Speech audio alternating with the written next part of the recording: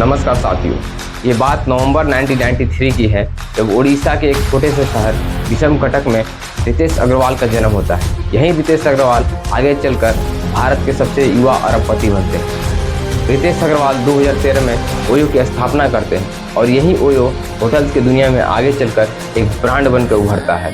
आज ओयो के इतिहास को समझेंगे, ओयो के मार्केटिंग प्लान को समझेंगे, ओयो कैसे काम करता है इन चीज़ों को समझेंगे, ओयो का टोटल नेटवर्क क्या है, ओयो कितने देशों में फैला है, ओयो के शुरुआती प्लान को समझेंगे, कैसे ओयो होटल्स की दुनिया में एक ब्रांड बनकर उभरता है। रितेश अग्रवाल के जीवनी को पढ़ेंगे, रितेश अग्रवाल के जीवनी से कुछ सीखने की कोशिश करेंगे। आगे हम ये भी बात करेंगे कि ओयो अपने लिए और पब्लिक के लिए क्या नया रूल और नियम लाया है।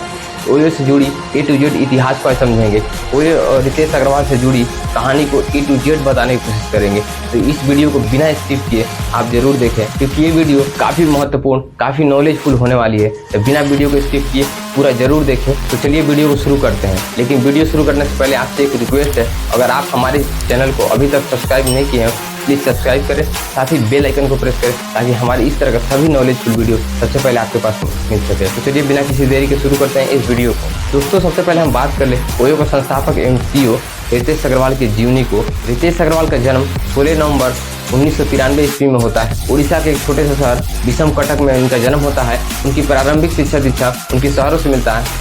बाद में उन्हें आगे की पढ़ाई पूरी करने के लिए उन्हें कोटा इंजीनियरिंग करने के लिए भेज दिया जाता है, लेकिन उनके मन इंजीनियरिंग में न बल्कि ज़्यादा स्टार्टअप और बिजनेस में होता है। साथ ही आपको एक और बात बता दें, रितेश अग्रवाल 13 वर्ष की उम्र से ही कोडिंग सीखना शुरू कर दिए थे। उनका मन शुरू से ही स्टार्टअप और कुछ नया करने का था। बताया जाता है कि रितेश अग्रवाल बचपन में एंटरप्रेन्योर शब्द सुने थे। उन्होंने पता लगाया कि एंटरप्रेन्योर शब्द होता क्या है, तो फिर उनको पता चला कि एंटरप्रेन्योर ही नया स्टार्टअप करते हैं, नए बिजनेस का स्रोत लाते हैं। तो फिर उन्होंने वहीं से उसी टाइम से ठाना कि मुझे भी एंटरप्रेन्योर बनना है। जब उनके शिक्षक स्कूल में बच्चों सबसे पूछते थे कि बच्चों क्या बनना है, तो बहुत सारे बच्चे कहते थे डॉक्टर बनना है, इंजीनियर बनना है, वकील बनना है। लेकिन जब इनसे बारी आती थी पूछने की, ये बोलते थे मुझे एंटरप्रेन्योर बनना है। साथ ही आपको एक और बात बता दें, रितेश अग्रवाल को ट्रैवलिंग करना काफ़ी पसंद था। आखिरकार रितेश अग्रवाल ने कुछ दिनों बाद ही अपने पढ़ाई को छोड़ उन्होंने ठाना कि मैं बिजनेस लाइन में आना चाहता हूँ। जब उन्हें भारत में ट्रैवलिंग करने का मौका मिला तो भारत के छोटे छोटे शहरों में, छोटे छोटे होटलों में एवं सस्ते होटलों में वो ठहरने की कोशिश ठहरते थे। तो जब उन्हें सस्ते होटलों में ठहरते थे तो उन्हें एक बड़ी दिक्कत की सामना करना पड़ता था। उन्हें बड़ी दिक्कत दिखती थी। उन्हें दिक्कत ये दिखती थी कि छोटे होटलों में सफाई, भरोसा और सर्विस की बड़ा कमी थी। वहीं से उनको मन में आइडिया आया कि उन्हें एक ऐसा प्लेटफार्म बनाया जाए जहाँ पे सस्ते होटलों में भी सफाई, भरोसा और सर्विस फास्ट मिल सके। अब यहीं से होती है ओयो की शुरुआत। रितेश अग्रवाल ने 2013 में ओवरविल स्टे के नाम से एक प्लेटफार्म बनाया, एक स्टार्टअप किया। लेकिन कुछ दिनों बाद ही इसका नाम बदलकर ओयो रूम्स कर दिया और ओयो का अर्थ होता है ऑन योर ऑन।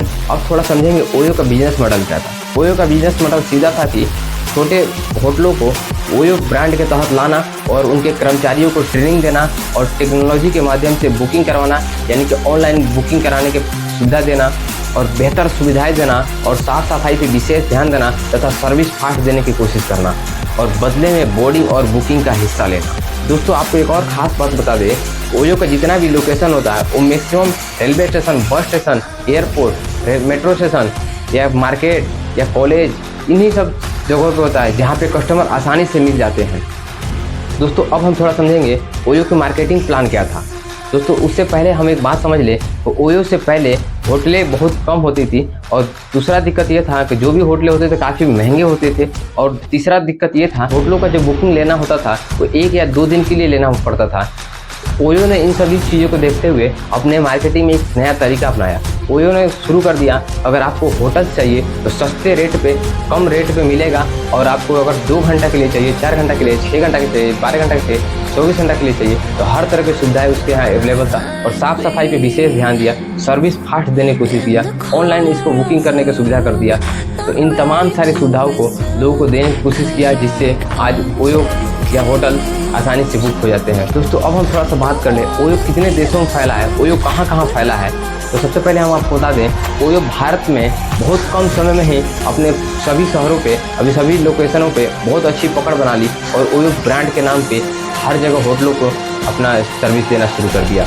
और भारत के अलावा अन्य देशों में जैसे यूरोप, दक्षिण एवं पूर्वी एशिया के अलावा अन्य 35 से अधिक देशों में ओयो 1,57,000 होटलों के साथ ओयो ब्रांड के रूप में अपना संचालन कर रहा है। और साथ ही आपको एक और खास बात बता दें, ओयो कंपनी में secure capital, SoftBank, light speed venture जैसे तमाम कंपनी ने फंडिंग किया और इसके साथ ही रितेश अग्रवाल ने पुनः फिर से अपनी कंपनी में निवेश किया और इसी के साथ भारत में सबसे युवा अरबपति बन गए।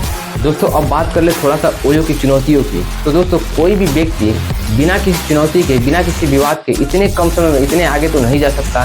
तो ओयो कंपनी के साथ भी, रितेश अग्रवाल के साथ भी बहुत सारी चुनौतियाँ आई और चुनौतियाँ ये थी, होटल के ऑनरों के साथ विवाद होना एवं कोरोना के जैसे काल में कंपनी को सबसे लॉस मिलना।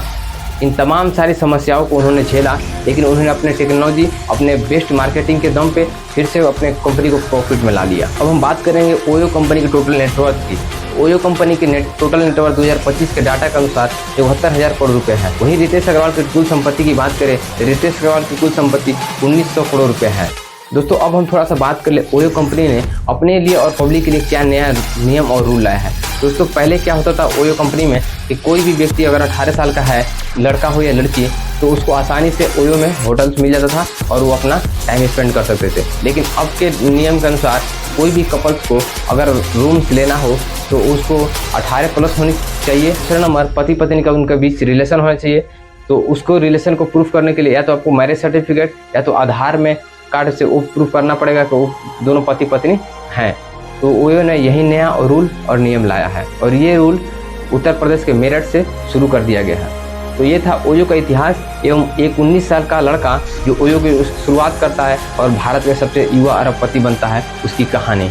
तो दोस्तों रितेश अग्रवाल और इस कहानी से हमें यही सीख मिलती है कि अगर सोच बड़ी हो और मेहनत सच्ची हो तो कोई भी सपना छोटा नहीं होता है और छोटे शहरों से भी बड़ा सपना देखा जा सकता है और उसे अपने मेहनत के दम पे उसे सच्चाई में बदला जा सकता है। तो अगर ये वीडियो आपको पसंद आई हो तो प्लीज़ लाइक, कमेंट, शेयर करें और अगर आप चैनल को अभी तक सब्सक्राइब नहीं किए हो तो प्लीज़ सब्सक्राइब कर लें, साथ ही बेल आइकन प्रेस कर लें ताकि हमारे सभी नॉलेजफुल वीडियो सबसे पहले आपको मिल सके। तो मिलते हैं किसी नेक्स्ट टॉपिक पे, तब तक के लिए जय हिंद, जय